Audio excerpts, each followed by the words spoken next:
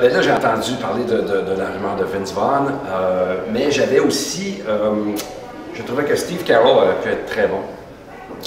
Je voyais aussi, bien sûr, Adam Sandler, et je pense que ça aurait été une super part pour Jim Carrey, qui fasse une espèce de comeback avec ce genre de film-là. Et là où j'ai de la misère à prononcer son nom, c'est Zach Galifianakis.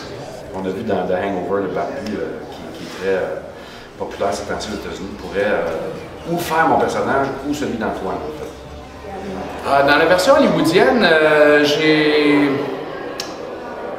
En fait, c'est une égalité entre George Clooney ou Zach Galifianakis. S'ils veulent vraiment que le rôle me ressemble, on y va avec George Clooney. Puis s'ils veulent vraiment y aller pour le comique, Zach Galifianakis. Ceci dit, je trouve que si John Candy est encore vivant, ce serait un rôle pour John Candy. Tout le monde me demande ça, je sais pas du tout en fait. Je viens de savoir que je pense que c'est Vince Vaughn qui va jouer le rôle de Starbuck. Donc ça va prendre quelqu'un qui peut jouer avec lui. Il a joué avec presque toutes les actrices de comédie romantique.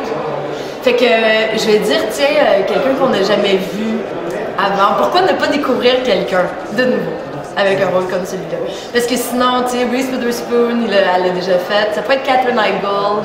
Je vois des blondes, là, mais dans le fond, ça pourrait être n'importe qui.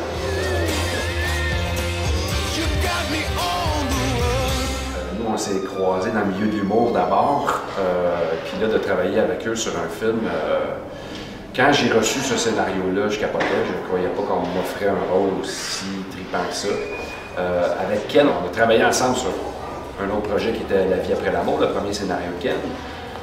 Puis après ça, on a failli retravailler ensemble, ça n'avait pas fonctionné 2 fois. Et puis là, ça a fonctionné pour Starbuck et je suis content que ça a été ce film-là qui a fonctionné parce que Ken et Martin m'ont écrit, je pense, le plus beau rôle de ma carrière jusqu'à maintenant. Il n'y a personne.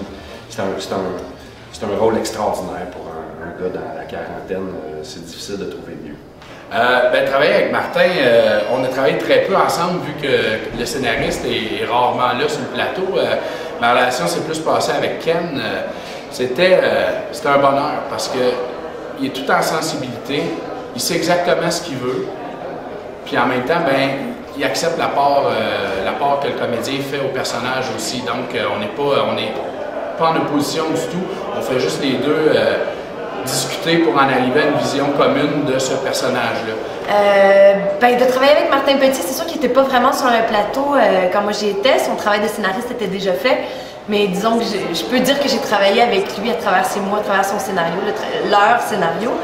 Et travailler avec Ken Scott, c'est toujours travailler dans une précision tout en douceur. C'est travailler dans le plaisir, c'est travailler dans l'intelligence, c'est quelqu'un qui dirige, mais qui laisse beaucoup de liberté aussi.